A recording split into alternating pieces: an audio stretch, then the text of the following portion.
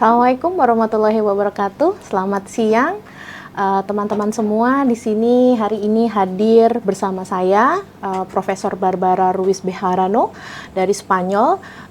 Dia adalah Profesor Honorary Professor at UNESCO University of Alicante, Chair Islamic Culture and Society. Dan hari ini kita akan berbicara banyak tentang beliau, tentang tema Islamophobia, Halal Industry, dan juga White Supremacy in Europe. So, semoga teman-teman mau mendengarkan acara kita hari ini, dan nanti kita akan lebih banyak berkenalan dengan Profesor Barbara.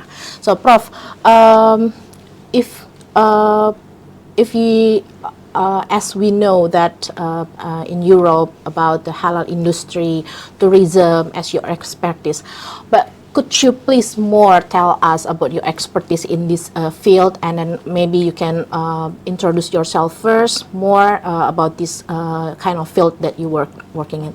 Okay. Please. Okay. So my name is Barbara Ruiz Bejarano. I am a professor at Alicante University. I'm honorary professor at Islamic Studies Department. I started my research into the last Andalusis, the people who remained after Al-Andalus in the north of Spain, particularly. And then I continued studying about the relations between Europe and the Muslim world. In one of these avenues, I started working in the halal industry. Spain has a lot of food producers who produce halal to be exported to OSCE countries. And one of the reasons is, well, first that OSCE countries have a very big population, and some of these countries, they don't produce all of the food they need, so they need to import. And of course, the food has to be halal certified, so we make sure that the companies understand fully what is halal, what are the allowed ingredients, because we are talking about a very complex industry. We're talking about, well, I don't know, if you pick up a packet of biscuits, you will see there are 50 ingredients, and a lot of these ingredients you probably don't know what they are. But it's a very complex industry. We have ingredients coming from all over the world, and we need to make sure that they are of quality, that they are healthy, and that they are halal. So there's a booming industry in Europe as a major producer of halal products, and then this helps strengthening the relations with a lot of Islamic countries. Okay, thank you, Prof. As you mentioned about the halal industry, like Indonesia as well, we majority of Indonesian people is Muslim, so that's the halal is also that our concern about the industry itself. So, what could you more tell us about why halal industry in Europe, especially, it's kind of like us in Indonesia, it's important thing, or something that you need to put more awareness in Europe tourism about this halal industry. So could you more tell us about that? Okay, this is a two-way relationship, of course. So, well, going back to the food industry. The food industry is very complex. It's highly technologized these days. Most people, we don't cook anymore at home. We don't grow our vegetables, we don't cook our vegetables. We just go to the shop and grab some packet of food, or we just go to a food shop or a restaurant and we buy whatever. So our relationship with food, or how the way food reaches our bodies, has changed in the last 50, 60 years. It has changed a lot, and it will probably continue to change. So this industry is becoming highly technologized, highly sophisticated, and then some countries are specializing in one single crop, like the case of Malaysia with palm oil. So in the end, this has impacts on biodiversity, it has impacts on your diet, it has impacts on your health.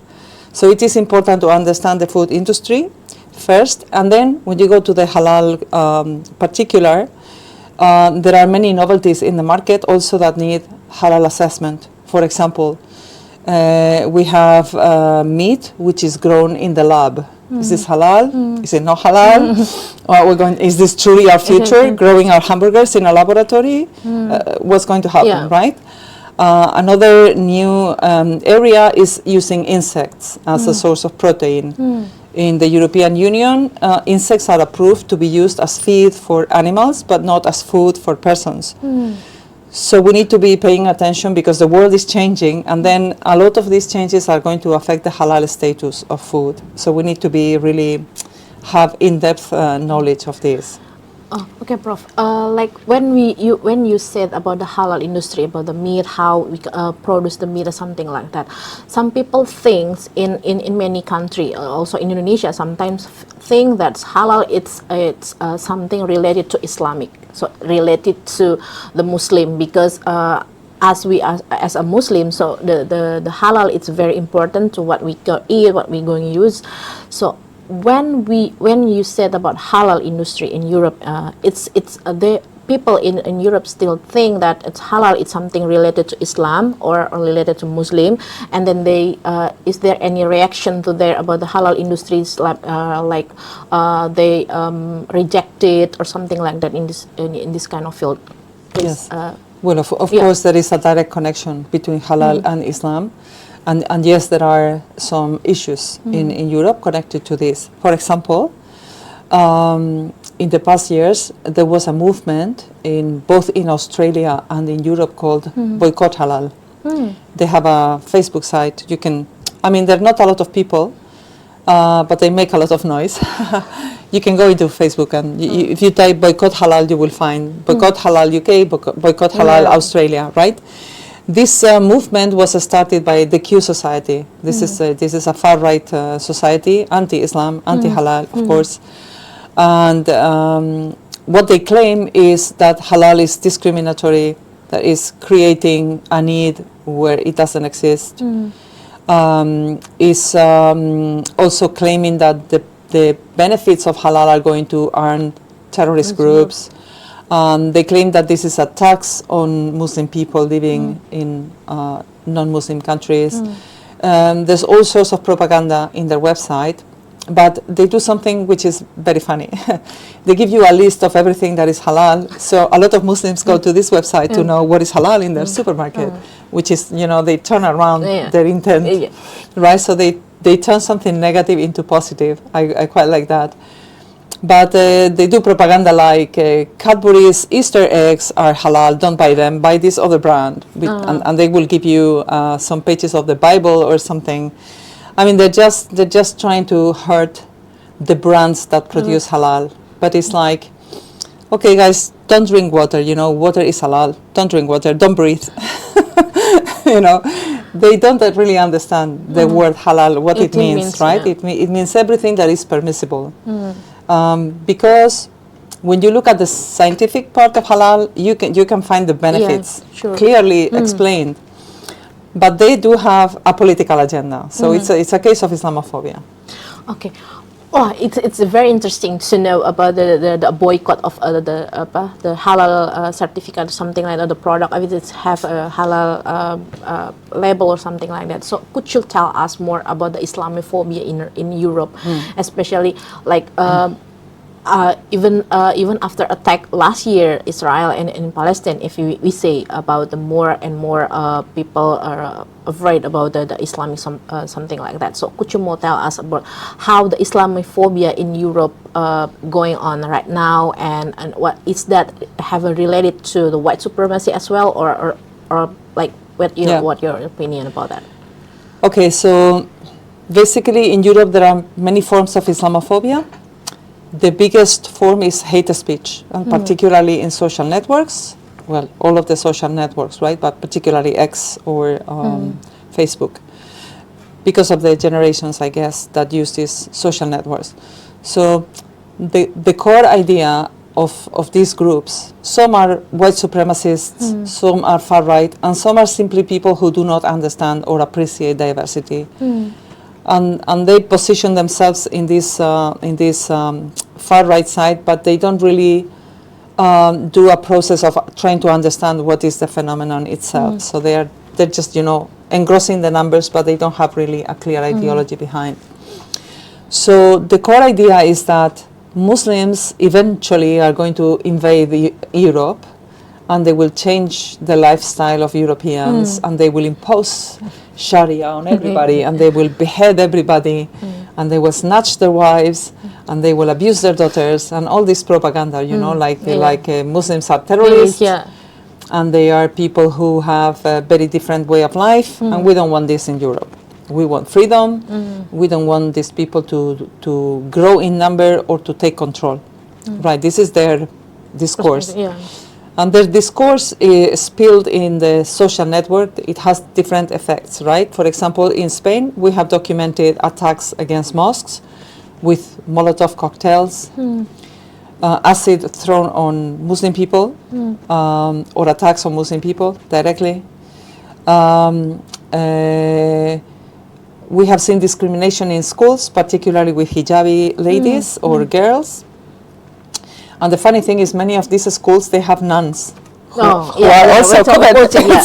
You know, when you look at the details of these things, you see so many contradictions, and it's kind of shocking.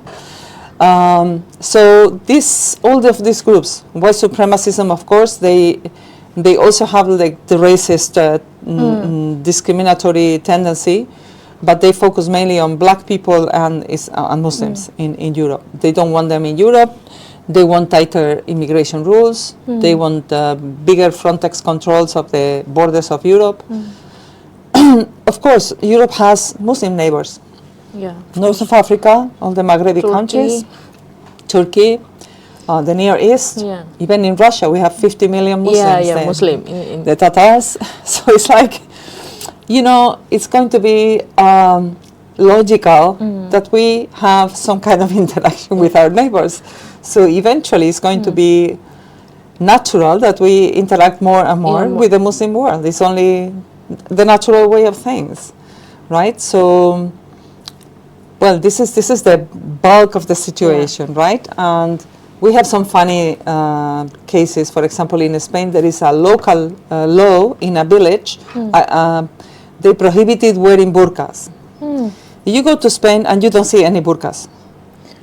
But they already prevented in case somebody came wearing a burqa. We forbid it already. It's interesting. So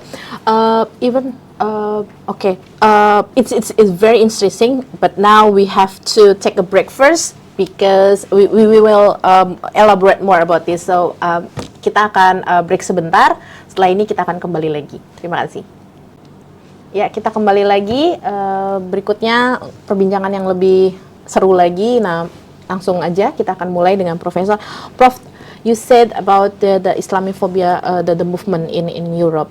But I want to more elaborate about the Spain itself, how the regulation in Spain about the women and the girls like that wearing hijab.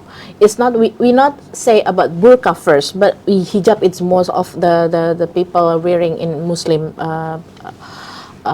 country or Muslim people. So how Spain regulate about this human rights? It's we know it's a fashion, something like that. So could you tell us more about the elaboration about this regulation?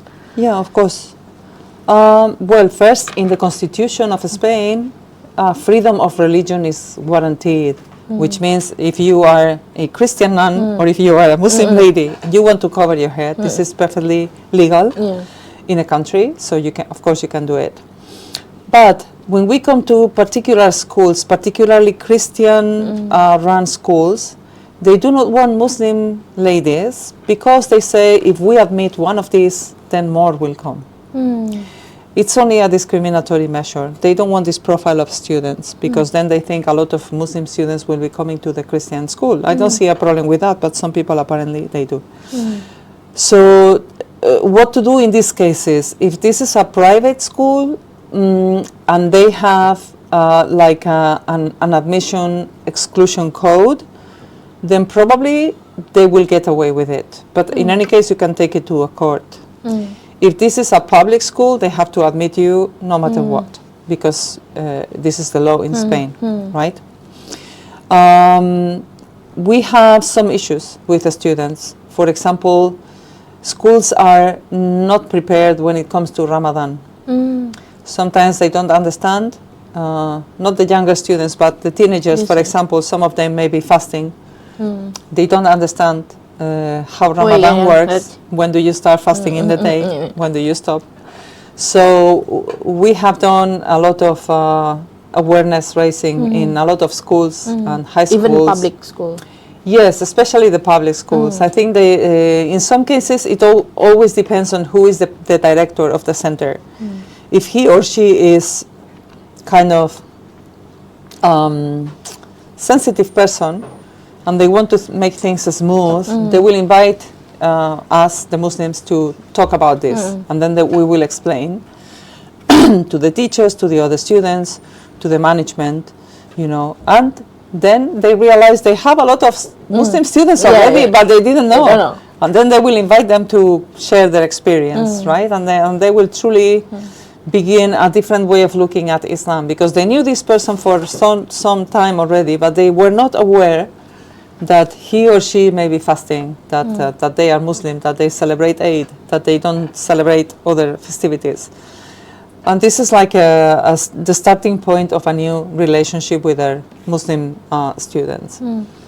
So this is a positive thing, right?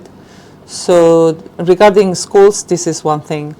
Second thing, sometimes you can see when a local government is really intent on discrimination. For example, some years ago, Spain has two cities in the north of Africa, Ceuta and Melilla, border with Morocco. Some years ago, Ramadan was in July. And July in Spain, it can be 40 degrees. It's really hot, right? And they had... And the longer as well. Yeah. And the hours of light, you can fast for 16 hours. Sometimes it's really long, right? So there were exams to become a firefighter.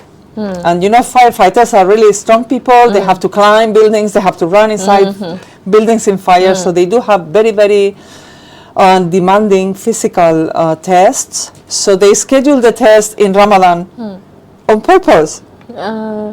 Because they didn't want the Muslims to get into these jobs. And they were denounced because this was discriminatory. So they had to reschedule. But it was like totally ridiculous. It was so obvious, you know.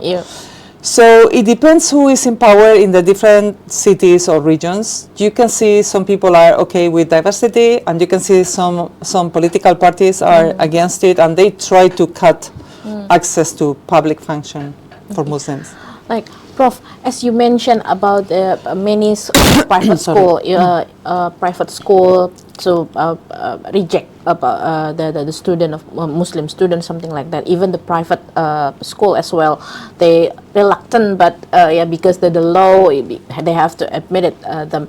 So when we are talking about this kind of rejection, it's because of the any influence from the group like white supremacy and something like that. Could you tell us more about the white supremacy in Europe, especially in Spain, how they works in Europe, how the movement, something like that? Could you tell us more about the white supremacy in this kind of field? Okay, in Spain, white supremacists are a small group.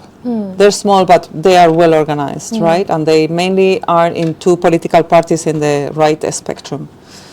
Obviously, the propaganda or the program for these people is white are like the top race, and black people, Asian people, every other people is below us, and we don't want them here because this is our country, and we don't accept these people in our society, and certainly not on equal terms.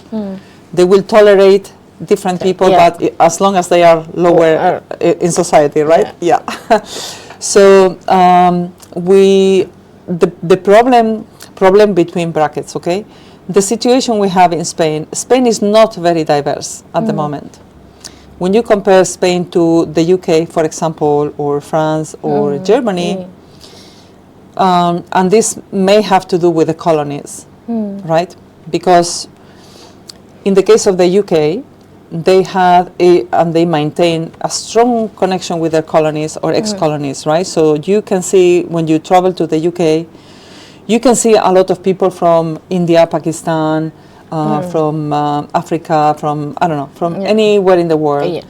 And they are quite mixed in society at different levels. For example, if I go to London and I go to a bank, the bank manager may be a black person or a Muslim lady with hijab, and there's no problem at all with that. In Spain, this is totally unthinkable. So we have a Muslim mayor in London, but in Spain, the day the mayor of Madrid is a Muslim, some people will throw themselves out of a window. They will think this is the end of the world. So white supremacists, they try to demonize migration because, of course, our southern neighbor is Morocco, which means Muslims and ladies with hijab. They're coming to Spain, they're going to take over. They try to instill this fear into the population. They try to prevent them from getting good jobs. They try to push them into ghettos. We have excellent football players. In Barcelona, we have Lamine Yamal, you know, young Moroccan guy, brilliant football player. He gets insulted when he plays in the field, you know, and he's a superstar. They don't respect anybody. So about the white supremacy movement, it's more they propaganda. It's using youth now and social media or something like that. Or could you tell us more the movement and what way they influence the community to prevent the immigration and something like that you said before? The main way they use to spread their message is social media and particularly fake news. Right, so they control 3 or 4 newspapers in Spain. Their way of the modus operandi is this, right? So I own these 4 newspapers. They're not very important newspapers, but it doesn't matter. When you put a newspaper on a screen, it looks real. It looks like a newspaper. People, they don't know, is this newspaper a strong one? Does it have millions of subscribers, or is it just 15 people doing a fake page in the internet? They don't know the difference, right? But they will believe anything that looks like a newspaper, right? So what they do is they publish fake news in this. For example, a group of black people rape a lady. A group of Moroccans assaulted a house. You know, there's always, the bad guys are always black people or Muslims, and they always attack poor white ladies, and they always hurt somebody, and they escape. And they are unpunished. So this is always the story, right? And then they try to multiply the numbers of incidents. Then they filter this into social media like X or Facebook, and they multiply this. They are a threat for society, you know, with big headlines, you know. But the piece of news is just an excuse to deliver a lot of slander and insults. So this is one of the ways they use. Okay, thank you, Prof. We will take a break first. Teman-teman, kita akan break sebentar lagi untuk lebih mengelaborasi setelah ini. Terima kasih. Ya, kembali lagi di perbincangan kita dengan Prof Barbara. Kita akan lanjut. Prof, when you said about the white supremacy propaganda, as you mentioned about the program of movement is from using social media, using newspaper, so the people believe that what they have read, something like that. So how to when we talk about the prevention in Europe, especially in Spain, how to prevent this movement, how the regulation that governments put in this issue, that can you tell us more about that, please? Well, the use of fake news is very well documented, and the research proves that fake news are hurting society, not only because of white supremacist groups, but also other groups.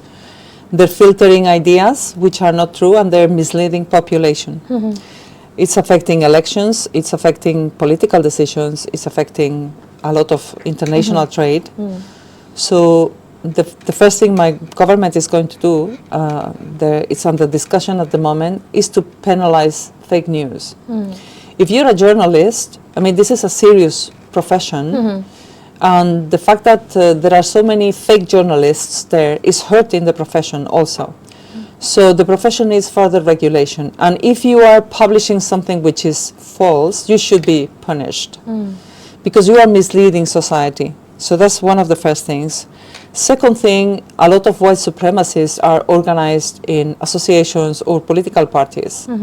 Some of these get illegal funding, particularly from Soros Open Society movements in Europe or other governments outside of Spain. they get funding which reaches illegally Spain. So cutting the funding is another way of reducing the power of influence of these groups. And the third thing you have to do is to educate your population. They have to develop better critical thinking skills, because as soon as I see something in the news which is, it clicks here and I know it's probably not true. But most of the people, they have not trained in detecting fake news. We should help people to be aware what is or what can be fake and it's going to trick you and mislead you, and you should be more in control of your own life, right? So we have to educate people. They should be aware that there are fake news, that they are being actually used. And also, for example, there is a lot of violence or verbal violence in football. I know you guys all know Barcelona and Madrid, of course. Football is quite international. So a lot of the players are African or are Muslim, and they get a lot of insults. So now, every time this happens, the police identifies with the cameras who are these people. They are arrested and they are banned from stadiums for life or for so many years. So this is also a way of stopping this kind of discrimination or xenophobia in the football field, because sports should be about, you know, celebrating and becoming competitive and being fit, and it has other values. It's not a place for insulting anybody, right? So those are the things that the government is doing at the moment. As you mentioned about the government regulation, something like that. So do the government also collaboration with the, as we know, as we can say that organization, civil organization, for example, civil society organization, for example, Indonesia, for the prevention approach in violent extremist groups, something like that, we collaborate with the CSO to educate public, to educate a community, to how we know their movement, their propaganda, or their recruitment, something, so they can have early detection and early warning system in people in Indonesia right now. We're doing it. It's still progressing, but how about the Europe, especially in Spain? Do the government also working with the CSO to gain the awareness of the public about the hate speech, about the white supremacy as well? So what can government do? They collaborate with the CSO? So well, first we have, not long ago, hate speech became a crime in Spain. So if you are a white supremacist group and you are slandering other people in the network, you can actually be prosecuted for this. Before we didn't have this law, and it was very difficult to prove in a court that your words were beyond your freedom of speech. There's always this balance you have to keep, right? But now the police are monitoring more and more certain groups which are, you know, pouring this information. We know that they use bots to multiply the message. So it's very difficult to keep this in control. And probably in the near future, what the European Commission will do for all European countries is to make the social network responsible for hate speech if they don't control better. For example, X or Facebook or TikTok or Instagram. If they are not capable of implementing better filters to stop the bots and to stop spreading this, they will censor or limit the operational capability of the social networks. Because social networks now, they are not taking responsibility for what they do, and they are opening a highway for haters to reach everybody on the planet. And in Europe, the policy is, you are making money on this, you should put this money back into the system and control the damage you are doing on the population. So eventually, not far away, but it's coming, there will be some kind of regulation, and they will be monitoring these networks. So they will have to control this hate speech. So most of the Spain government it's doing to prevention the prevents of the movement. It's with the hard approach, or they do have a soft approach to this movement. Like I mean, for the people who encourage the white supremacy. Well, I think you have to use mixed methods. The police are acting whenever they have enough proof to take somebody to court. They do. They arrest them. So the prevention with the soft approach. So we have monitoring the networks, monitoring their activities, see who they are inviting to Spain or where they are traveling, see if they're bringing money. I mean, there quite a surveillance on these groups. So most of the work it's doing by the police. Yes. Okay. So, Prof, as a person, Indonesia, many people in Indonesia willing to have spend money in Europe. Their dreams to go to Europe, to even especially West Europe, Paris, Spain, Roma, and many places in Europe. But some of them, especially as well me, when we going to go to Europe, when we want to go into Europe, the feeling that the first one is the afraid of.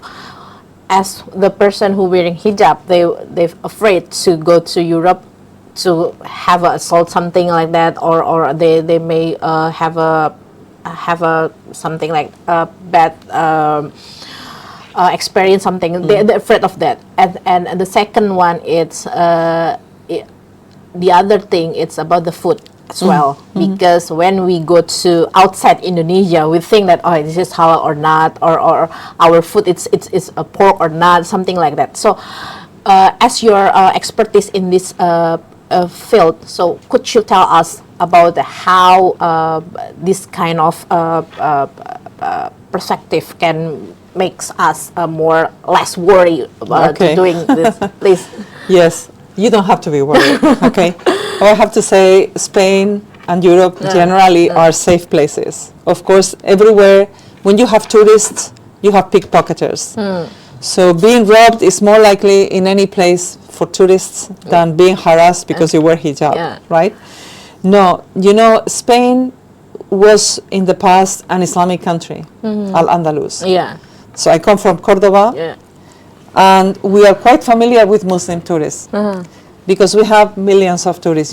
This year so far we have near 90 million tourists. We are the #1 destination in the world. And we have a lot of these tourists coming from Islamic countries to visit Al-Andalus, like architecture, in Andalusia, in Aragon, in Valencia, in Badajoz. So these tourists, a lot of them, of course, are ladies wearing hijab. They don't have to worry much about their safety. Normally they will be safe, right? So all of you, welcome to Spain. You will be quite safe. Regarding food, there will be a lot of halal options because we have a lot of specialized restaurants. We are 2 million Muslims in Spain. We are not a majority, but still we have shops, we have products. And there are many, in all of these touristic enclaves, there are many restaurants. Mainly Moroccan or Spanish Moroccan style, right? So you will find halal options. The only thing is you are not going to find sambal. So you bring your own sambal, right? Because the style of food is different from Asian food. But you will not have a problem finding halal food. Yeah. Thank you so much, Prof, for sharing with us about your expertise, and we now we know about how the movement, and then our afraid of assault and harassment. Maybe it's not going to happen. So thank you so much, Prof Barbara. Ya, tiba di akhir pengunjung acara. Terima kasih teman-teman sudah menonton acara ini, podcast ini. Semoga apa yang disampaikan oleh Prof Barbara bisa menambah wawasan kita semua. Kepada tim juga sangat terima kasih. Saya Ardiana Fitriani, mohon pamit. Assalamualaikum warahmatullahi wabarakatuh.